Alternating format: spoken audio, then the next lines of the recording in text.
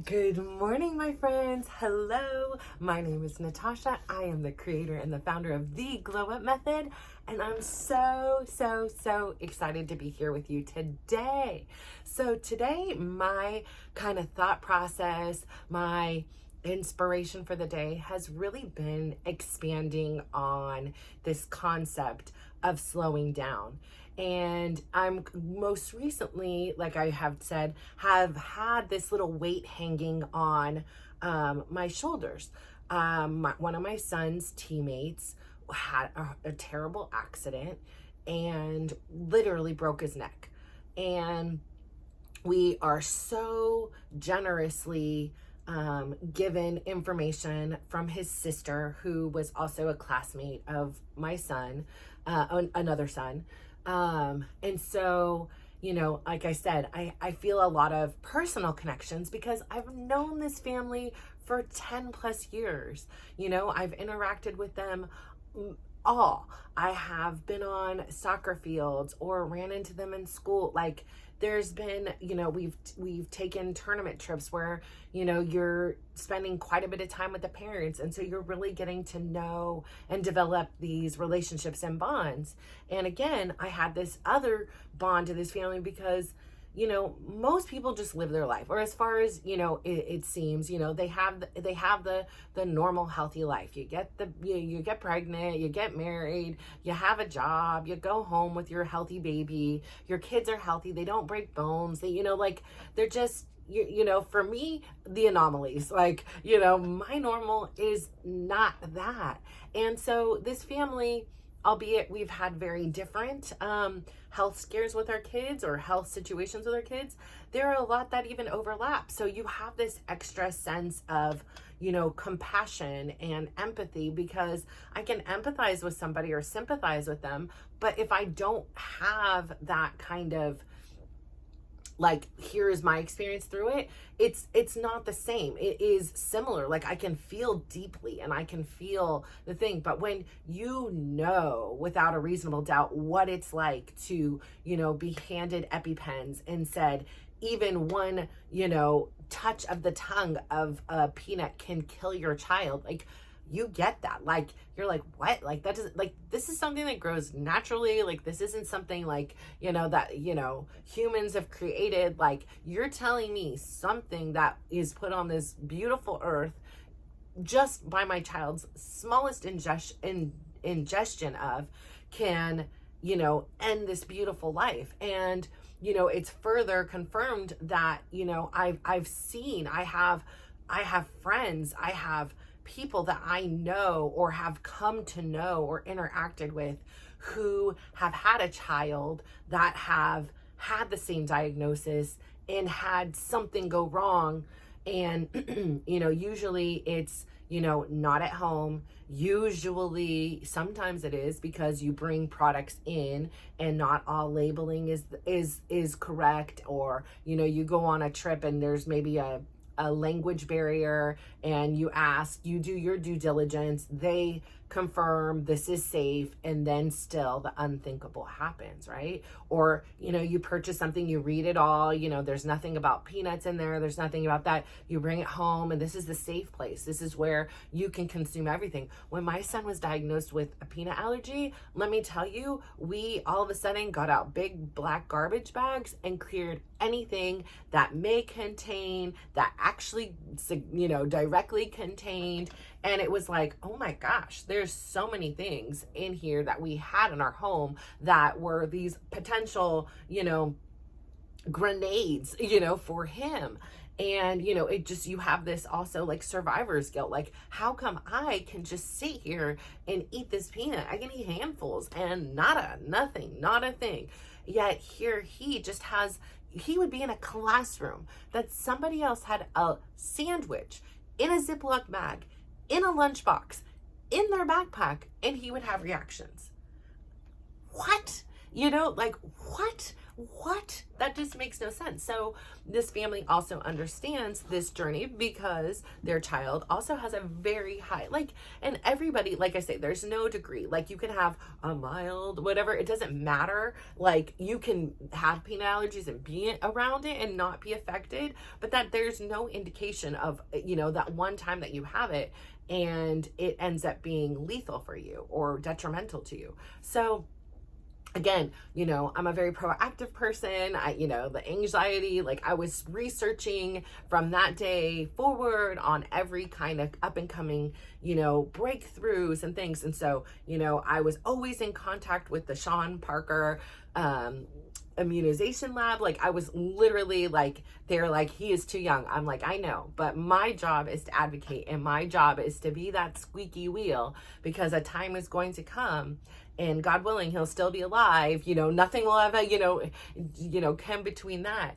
And I want you to know, like, we are serious about this, and we want to be, not only do this for him, but we also wanted, for my son, one of his biggest factors to encourage him to do it, because at this point he was 8 years old and he had lived his whole life learning how to navigate it. Yes, there were sad times. I mean, there were days eating alone at the peanut free table, and parties, but there were also really cool things. Like I've mentioned before, the community went in and into the dugout and was wiping everything down, cleaning up peanut shells. So there is a lot of good in it, and I don't only want to focus on the bad, but it was really scary. Like, eating is part of our, what we do to survive. And it became really tricky then. And as a foodie, as somebody who really loves food, this also had some like psychological things, like, and even my kids, like, they would like get in arguments at school. I remember my daughter, like, somebody had like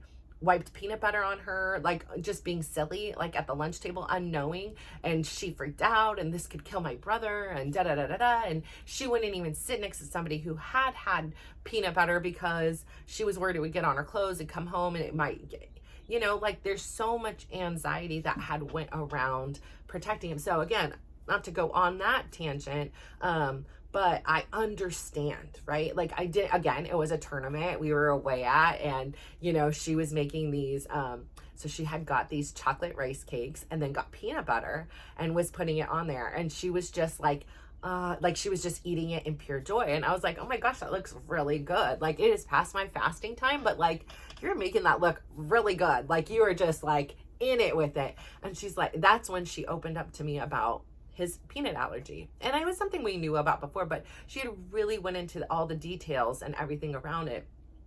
And then, of course, like I have with other families that I've, opened up about with peanut allergy, as soon as it was successful for me, or if I found resources, like here was a particular doctor we went to, we didn't do it that way. We ended up going the clinical trial route that ended up not being a clinical trial, which, whatever, but he's still part of like the data. But anyways, we ended up doing a whole third way we didn't even see as an option, which was really nice for us, because I mean, in some ways it could have been very scary, but we just trusted the process, and, we were very like religious to the protocols in which we were supposed to follow. And, everything has gone very well for him. And I'm so grateful for that. I'm grateful that, there is this sense of a little bit of peace and ease, with this, although there's no, again, like I said, there's been times he's done everything right and then suddenly has had a reaction, and you're like, whoa, what did this come from? And you're trying to take steps backwards and figure out where it was. But anyways, like I said, it took one of these tournaments that we were, spending time together, and she, divulges this information. Again, like I said, I share what I know. It doesn't mean you have to do it. It just is, here's what's worked for us. Here was an option, Like I said, my oldest son also has a nut allergy. He's like, listen, avoidance is totally fine and easy for me. I don't have a big palate. I am not super worried about this. It's not an abundant nut in our food here. So, I'm good. But I say all to say, this family was also, not that that's their only thing. Like, we shared many like similar doctors, many similar experiences. So, they're no strangers to, supporting their child, for the other ones, the siblings of a child who is going through something medically. And when I was thinking about him in particular this morning. I like to pray, and I like to talk to the universe, I like to do whatever, I like to, like literally visualize and send like healing juju and vibes.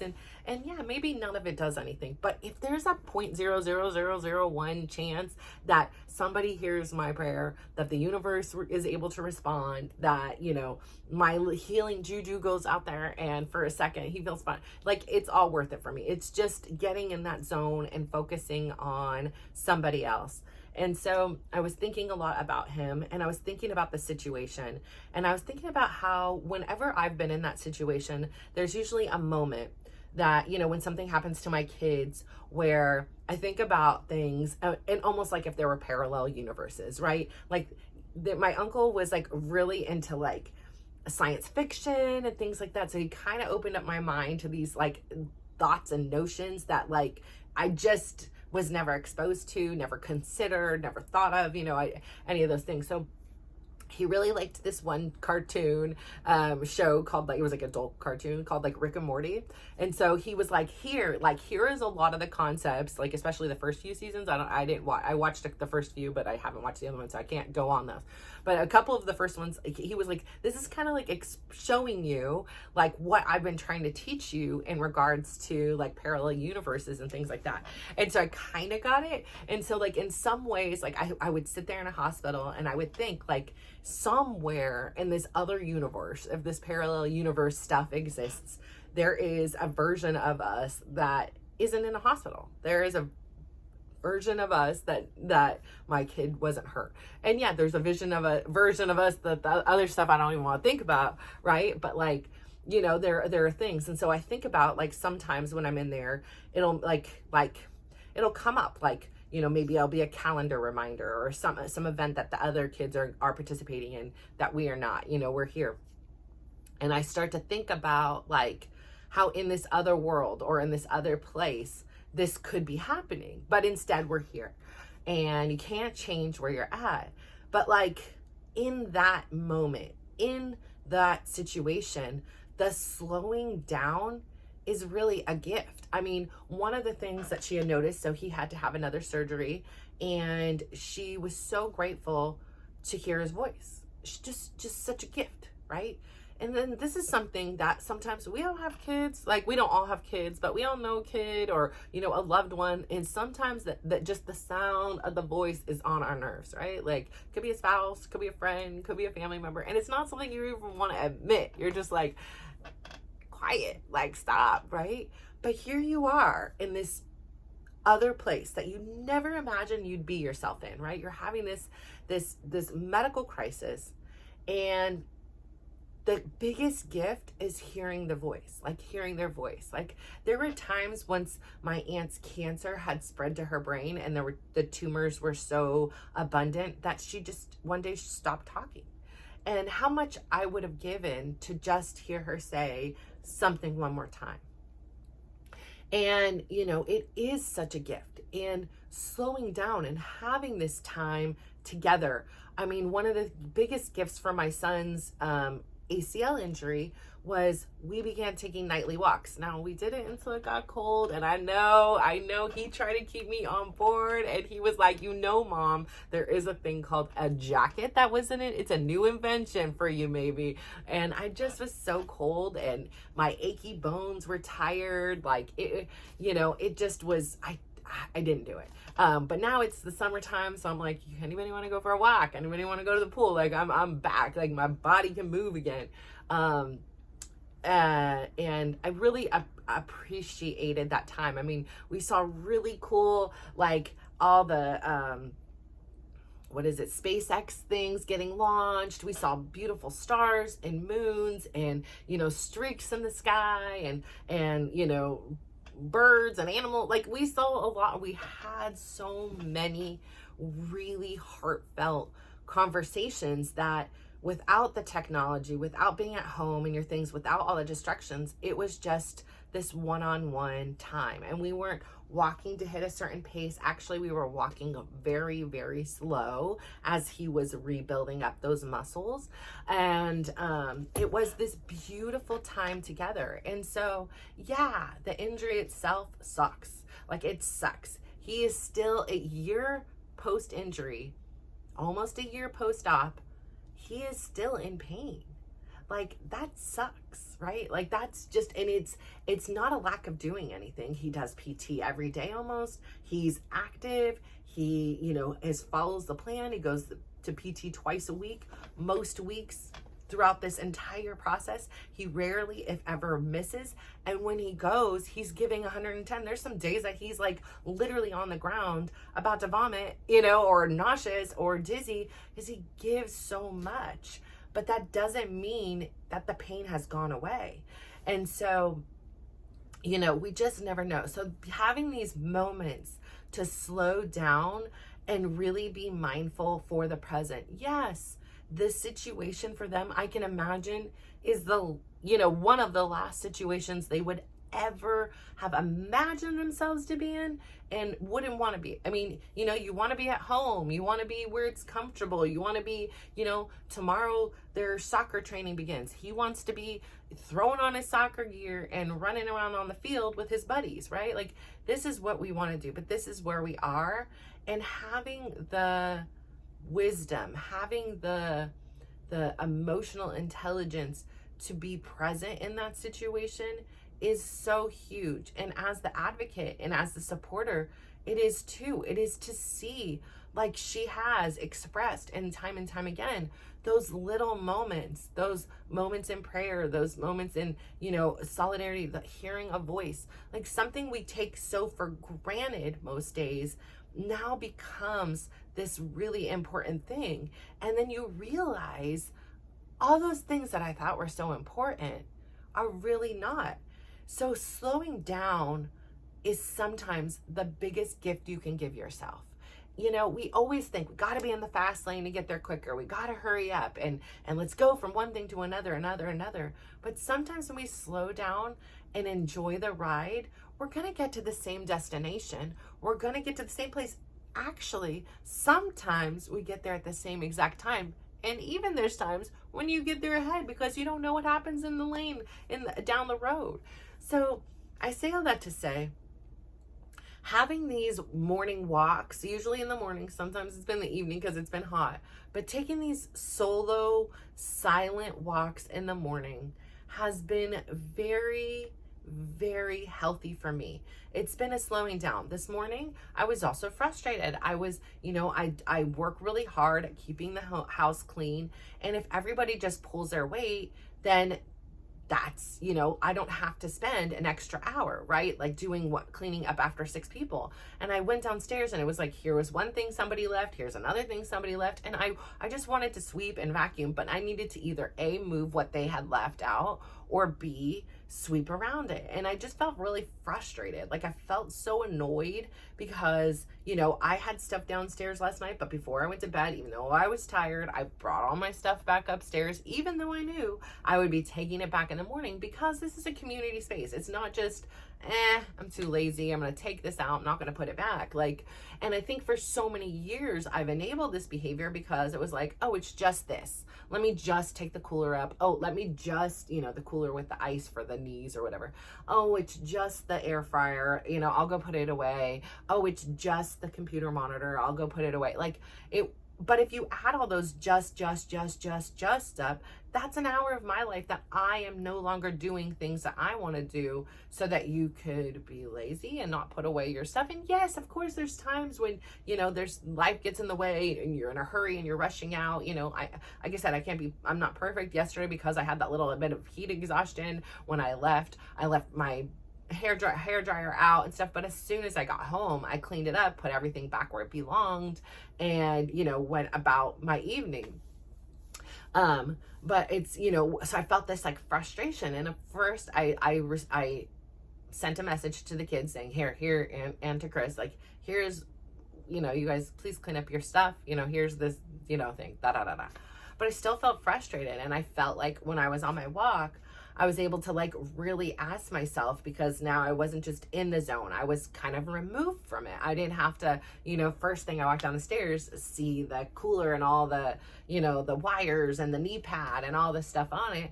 I just was out of the situation. And I'm like, well, what is going on? Like, of course, at the moment, I didn't know what was going on was, the problem was the frustration with me. Like, these things I realized on my walk. I was frustrated that I had enabled this environment, and I was frustrated that I now had to undo this work that I had done and have been a part of, right? Like, by cleaning up after them all the time, by taking, over the ownership of their responsibilities, I've put more tasks on mine, and now I'm hit with resistance because they don't want the change. They're like, I don't care if it's a mess. I'll go to my room and it's fine to me. I don't care if it's dusty. I don't care if it's not vacuumed. Like, it doesn't bother me, but it's important to me. And this is my house too.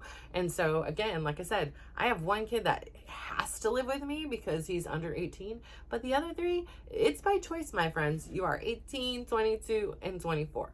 And, like, I get it. You may not like the rules. And when you embark on this world and have your own home, you're more than welcome to have your own rules. And same applies to Chris. At the end of the day, if he doesn't want to play along with the rules, he can go and move on and be someplace else.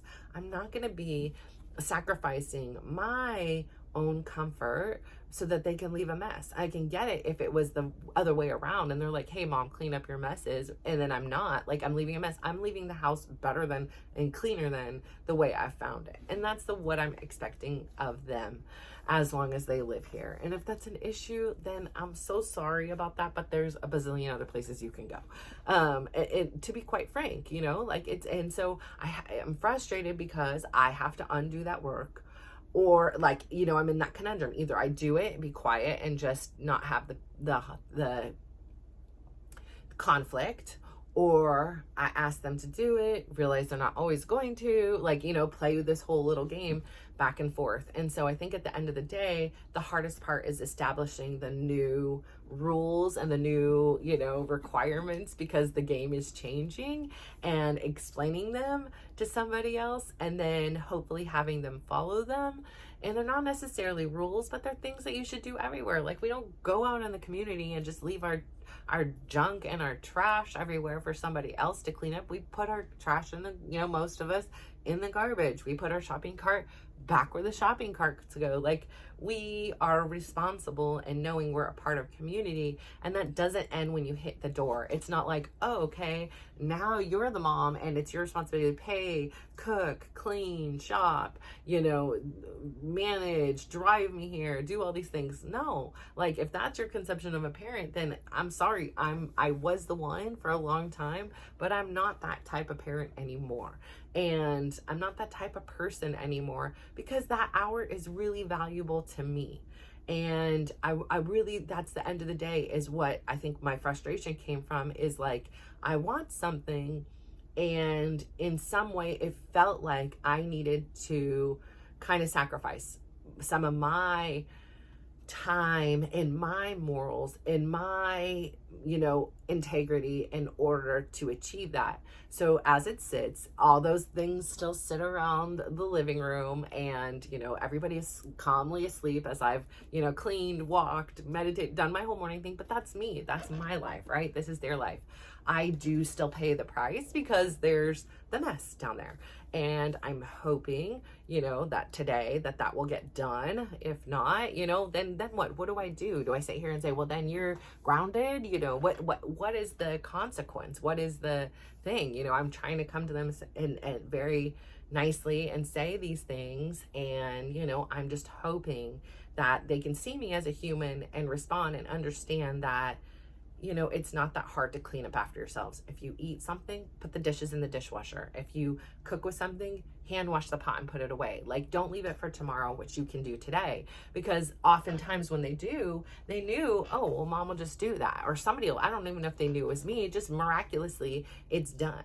And I'm tired of the threats. I'm also tired of being the one to have to constantly tell them to do these things. These are things that I've been telling them for 24, 22, 18, and 16 years. And yet I look around and that hasn't been respected. Why? Because I haven't enforced those boundaries. I haven't enforced those rules.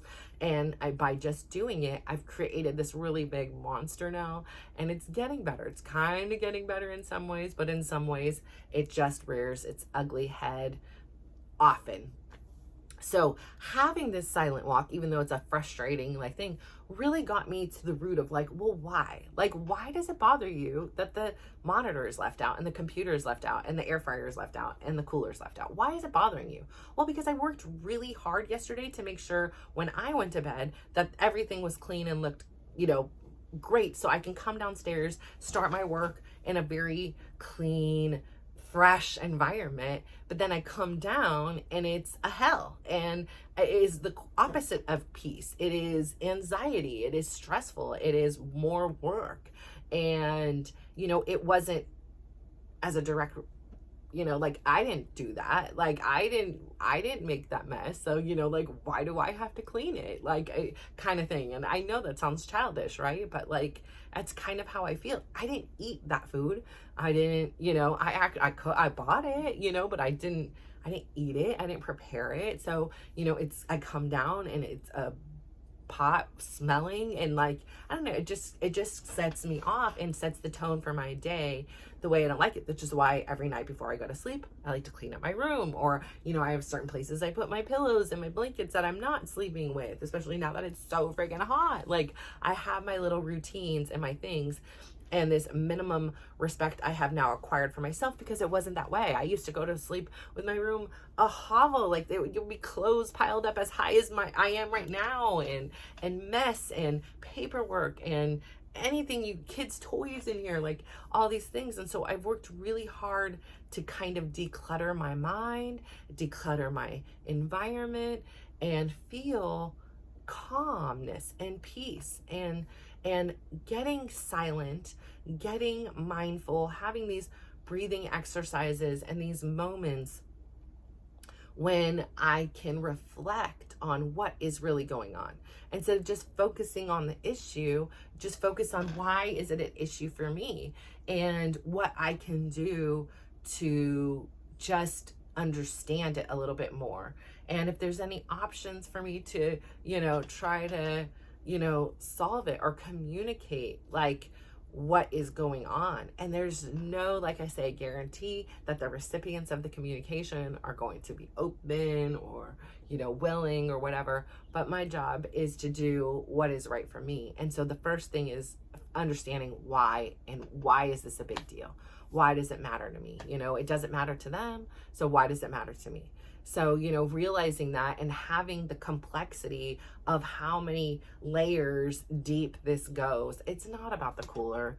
It's not about the air fryer. It is not about the, pots in the sink. And it is not about the computer in the middle of the floor. It's about respect. It's about, clearly explaining what you want and you need, and the rules of the house, and keeping the community areas clean, and then having them continually disrespected, and then coming to the crossroads where either say, A, we're going to have this continue, or B, we're going to make some changes. So I say all that to say, silent walks aren't all, butterflies and rainbows. Although I did see lovely monarch butterflies today, and I actually saw leaves falling as if they were butterflies, just in the wind. So, but they are this time to really get in tune and in touch with yourself, to process certain things going on that kind of you would just otherwise bury in, not think about, not deal with. And that has not been the most healthy option for me.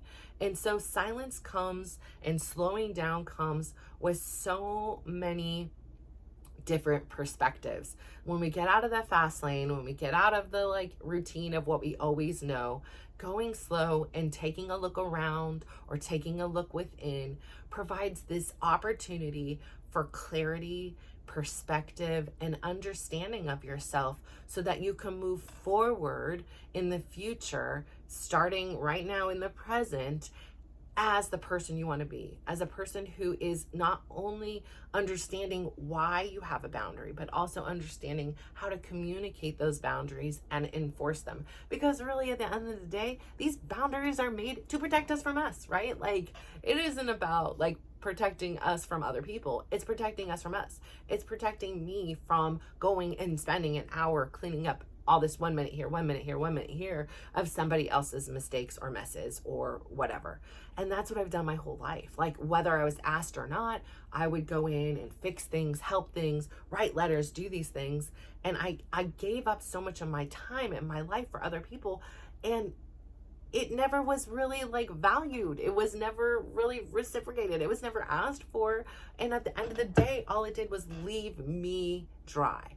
But here I am with my full, I'm no longer in a drought, right? Like we've had a lot of rain. I've got a reservoir, I've got storage. So I say all this to say thank you so much today. Thank you for tuning in.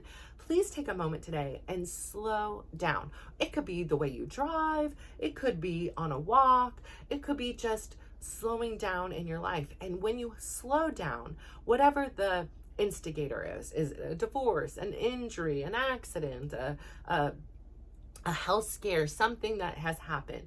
Sometimes they force us to slow down, but however you're slowing down, if it's by choice or by force, please take a moment and be appreciative of those little things around you. Be appreciative that you can move your fingers. Be appreciative that you can speak. Like, be appreciative of whatever it is that you're doing that you so take for granted. And be appreciative of the people that are around you that you really care for, and even the ones that you don't. Like, just go out there today and be just grateful. So I say all that to say, if you can go out there today, please give somebody a big smile, give them a compliment, and just watch how they glow up. Thank you. Bye.